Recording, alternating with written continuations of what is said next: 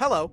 Welcome to the internet, circa 1999, a place very much unlike the internet nowadays, as the shitpost realm we now know didn't used to be how it was today, hence why people are always panicking about how the internet affects us today, because it grew so fast. It still grows very fast to this day. It's something that we live with, to laugh, love, share, and do many other things while fearing its immense existential pressure that it puts on us every day. But before all that, it was just a simple idea that had yet to be executed correctly. An infant in the crib that is time, eventually becoming something far beyond what it originally aspired to be. As someone that has grown up around the modern internet, it's wild how it affects us nowadays, how much we use it and how much it inspires the things around us. We are locked into this, whether we want to admit it or not. So let me teleport you to an alternate timeline. Back in time to the glorious year of 1999. Ah yes, November of 99. What a year. Bill Clinton got impeached, the 19th James Bond film came out, Vladimir Putin became the acting president of Russia, and the world partied like Prince told it to in 1982.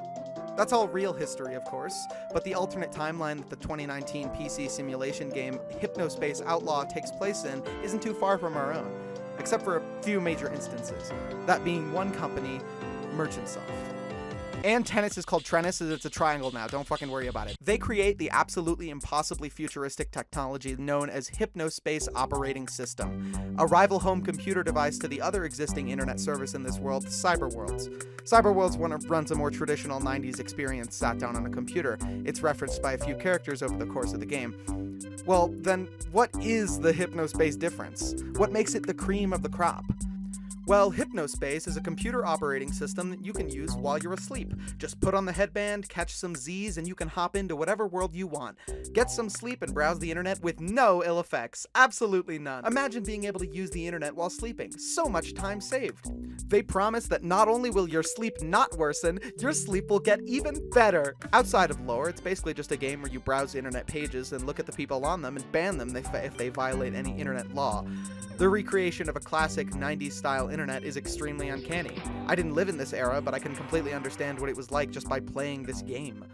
I don't know how you use a mouse and keyboard while you have a wet towel wrapped around your head, though. It's probably a bit, tricky. Some sort of mental gymnastics there. Oh yeah, did I mention you're a police officer around here? A member of the Hypnospace Police Department. So basically just you. Thank you for volunteering to help keep our wonderful community of Hypnospace citizens safe. Hypno-S Enforcer Edition is different from the standard version of Hypno-S in several key areas. Yeah, real good luck with that. Somewhere between a Reddit mod and a detective. So you have been given somewhat limited access to Hypno-S's inner workings so you can keep the wider populace in line. This is where the outlaw part of the game comes in. The people are strange, the world is stranger, and rumors abound. But who can you trust? All as the clock clicks closer and closer to the year 2000. What will become of us in the new millennium? Overall, the gameplay is pretty simple. It's a lot of reading and clicking on stuff. It's really slow paced because of all that clicking and reading, but if you're even slightly interested in what I've shown so far, please go play the game for yourself. It's one of the best games I played in 2021 and probably one of my favorite indie games that came out in 2019 alongside Outer Wilds. It's got charm, great puzzles, and amazing music by Hot Dad and Jay Tholden. Some really, really catchy tracks in this one, like holy fuck. This is where I'm going to put a nice little spoiler warning on this video for basically all of Hypnospace Outlaw, but for those that want to stick around, let us continue. I will be spoiling most of the story from here on out, although I won't be spoiling the puzzle solutions, so those should remain untainted. So let's stop some virtual crime. Granny creams, hot butter ice cream. Now, Hypnospace Outlaw, the story, takes place over the course of about 2 months, November to December of 1999, the 2 months before the new year 2000.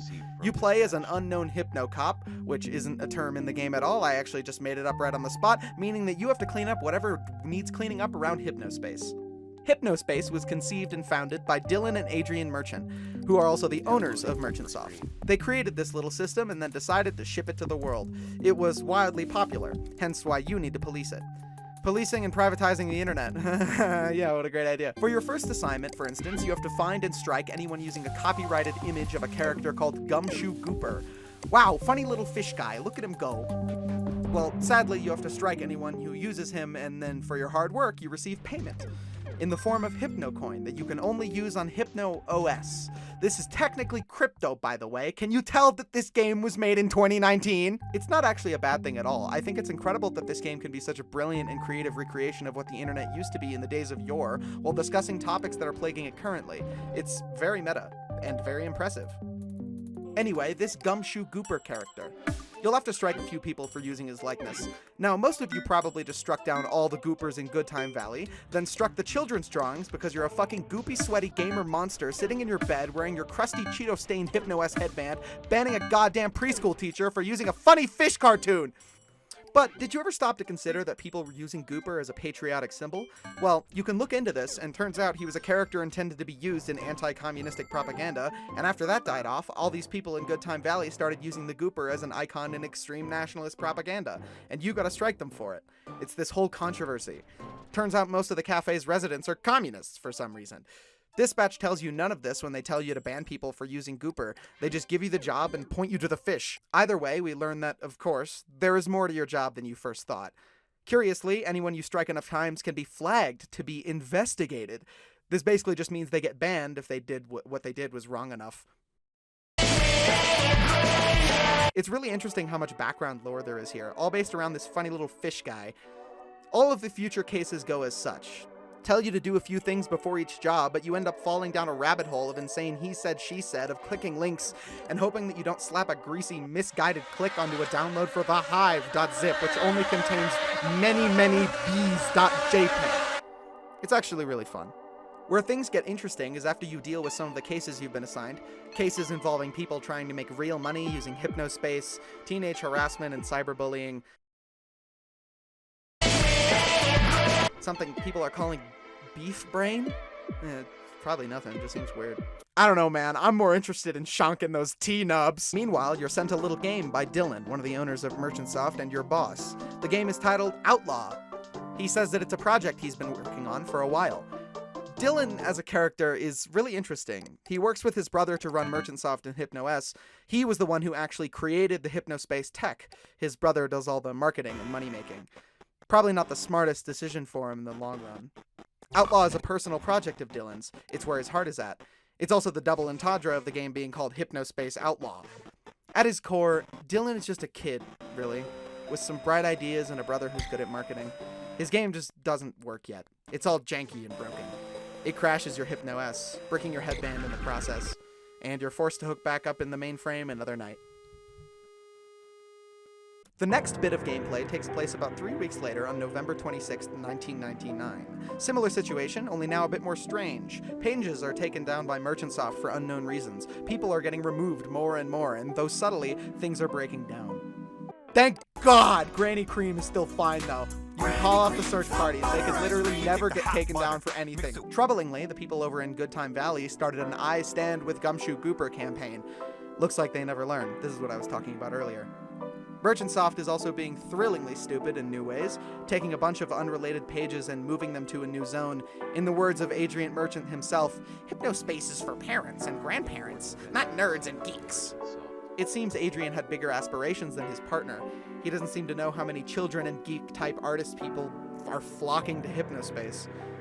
Stupid move, considering that the internet is basically owned by furries and weebs and artists. Cheers, Dylan. After dealing with some speed hack programs that said offshoot group created in their new zone, a self-sustaining safe zone called the Freelands, your job as an HSPD enforcer is going great. Just one more case. You gotta deal with some illegal music trafficking. Eventually, you make your way to the F-List, a secret file sharing program that people start using to store secret things that you don't want others seeing. Like their thousands upon thousands of terabytes of weird 1999 furry. Unluckily for them, we can get in there and take it down. But the page we find the flagged illegal music on is Dylan. Dylan is pirating music illegally on his own service. As you book him for it, he disables your account, forcing you to leave the HSPD again. For now. It doesn't seem like he had bad intentions. Not like this was his goal all along. He was just kind of like the rest of us. He wanted to listen to music he liked. He also just happens to be the one employing you to deal with such things. But he didn't want to include himself. A little bit of a hypnocrit. Get it? Get it? Like, get it? Get hypno? Finally, on December 31st, 1999, you're allowed back into Hypnospace for one final case. Citizen Timageddon has released a virus on Teentopia. It claims to want to cause the Y2K mine crash, as he puts it. And it's awfully threatening. At the same time, Merchantsoft releases their big Year 2000 update with a few holes. More than a few holes, actually. It's very buggy. You really think someone would do that? Now, Tim is an interesting character. He's a hacker on HypnoS, but really he's more of an artist. His outward presentation is this weird guy with secrets to hide, but in reality he just liked to work on these scary interactive stories with his friend Tiff. Harmless, friendly fun, really. Just like choose your own adventure horror stories on the internet.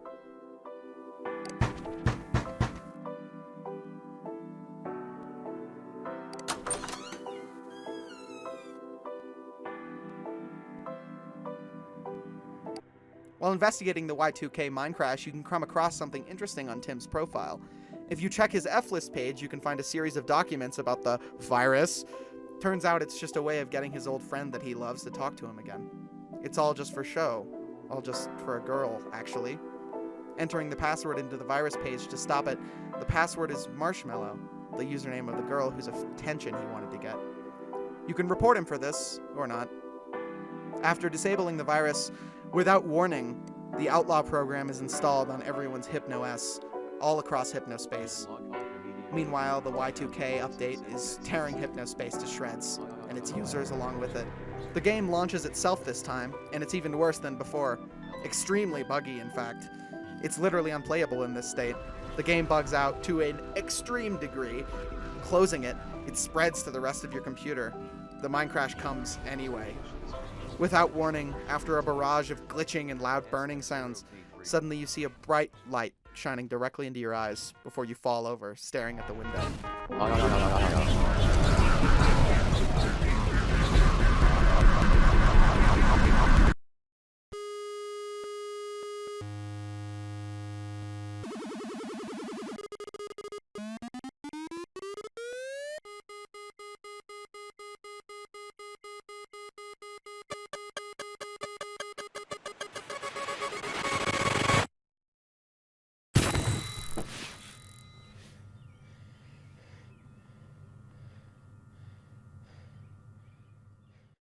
It's like the migraine to end all migraines.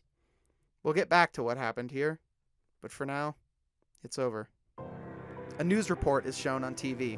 Tim, age 16, is arrested on the charge of murder of 6 people by way of computer hacking. The mine crash killed 6 victims. He becomes the first miner to be put away for manslaughter via computer hacking.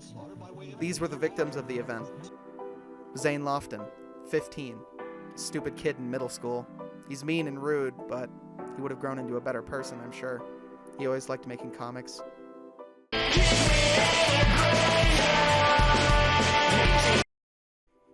Tiffany Wright, 16. She always created scaries with Tim. They're pretty good. Carl Parker III, 72. He was a weird biker guy, but he was improving after losing his wife. Roddy Wall, 27. A weird guy, great at computers, also was Dylan's best friend.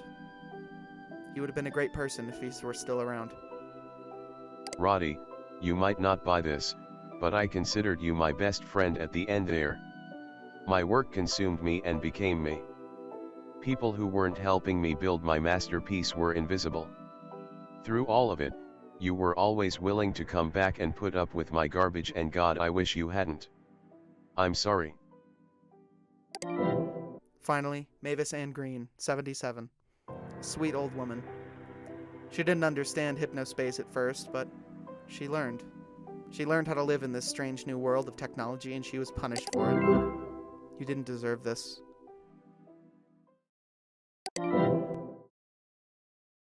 The 6 victims of the mine crash. Tragic. You spend the whole game laughing at some of these people, reading their stories, seeing them grow and change. But now they're dead, killed by the technology they loved so much. These people logged into HypnoS religiously, like it was their second home. And they got killed for it. It really caught me off guard when the game went here. It's raw, incredibly raw. Worth doing, as the story wouldn't be the same without this point. All because of Tim. Or that's what we were led to believe. A final sequence in December 2022. Present day. Many of the people who used to use Hypnospace are banding together years later to commemorate the dead and archive what was left of Hypnospace after the mine crash. Sam, a former MerchantSoft employee, is the person spearheading this operation. Sam also has a hunch that Dylan Merchant knew the 1.0 update wasn't safe, that he changed it last minute, that he caused those people's deaths, not Tim. Tim's doing good, by the way. He's got a kid and a wife. Made it okay after prison for 6 years. Yeah, rough, but he's okay. The best thing you can do for him now, prove that Dylan caused this. Tim joined the archival team too. Good place for him to be when we get Dylan. After digging through loads of old pages and new pages, using old tools and search terms, using F-List, you can find old pages in between time. A secret group hiding in the shadows the whole time, pulling the strings. Minx. They were the real hackers. But they weren't making silly web pages and virus scares. They were digging and finding answers. Remember Beef Brain? It was a silly rumor, but it was based in reality. Your sleep gets worse using Hypnospace. It hurts you. It doesn't literally sear a hole through your brain, but it's even worse. Your sleep gets worse. You don't get the REM sleep you need. That's all without the mine crash of 2000 as well, which broke the system, sending anyone that was already using Hypnospace over the edge. Probably giving most of them seizures. That bright light we saw, that was what they experienced. Complete sensory and technological overload. Now, I don't think your character died, but they got damn close. Maybe we're seeing the perspectives of one of the late victims here. But either way, this technology is dangerous. Dylan knew that. He wanted to help, but Adrian had bigger plans. Creating more and more and more and more that Dylan couldn't keep up with. Finding buried chat logs, you can see that Dylan knew. He wanted to commission a medical test to find out for sure, but Adrian told him to shove it under the rug. No one can know, not after this success. Dylan wanted to push out one last update in 2000. That update that changed everything, that caused the mine crash, it was Outlaw. He wanted his game Outlaw to be playable to the world. He wanted to create something meaningful to people, and he wanted it to impact the world. Dylan didn't create a virus. He created a thrillingly powerful chunk of code that he barely understood, and he let his carelessness get the better of him.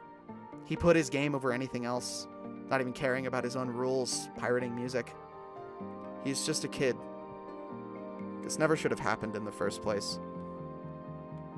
After sending the evidence to Sam, you can finally get the justice that was missed back in '99. Dylan sends one last email. "I'm sorry," he says. He attaches a link to the finished final version of Outlaw. It includes his confession and apology. Opening the game, it works. He did make it eventually. It's a simple, stupid little car game. You can go up and down, you can lasso criminals. Driving along, you come across the victims of the mine crash. Dylan almost apologizes to each of them. His sins are not forgotten, but he's trying. They all float up into the above. I don't think this is literally them going to heaven. It's not a release. I think it's just Dylan's weird way of saying sorry. These people suffered by my hand. I can never be forgiven for this. Finally, you can arrest Dylan in his own game. One last time. He says, "Sorry, it's all my fault." And as the credits roll, another webpage, a song plays. Millennium Anthem. It's a beautiful song about the disappointment of a new age. How we hold these expectations for the new year. We expect that everything in the new year hits, especially a year like 2000. Something will change, something will be better, something has to change by nature of time passing. But it doesn't mean you aren't you anymore. Same us, same world, same mistakes, same old internet. Just with more. More and more and more and more and more and more and more. Every day. You let me down, Y2K. You let me down.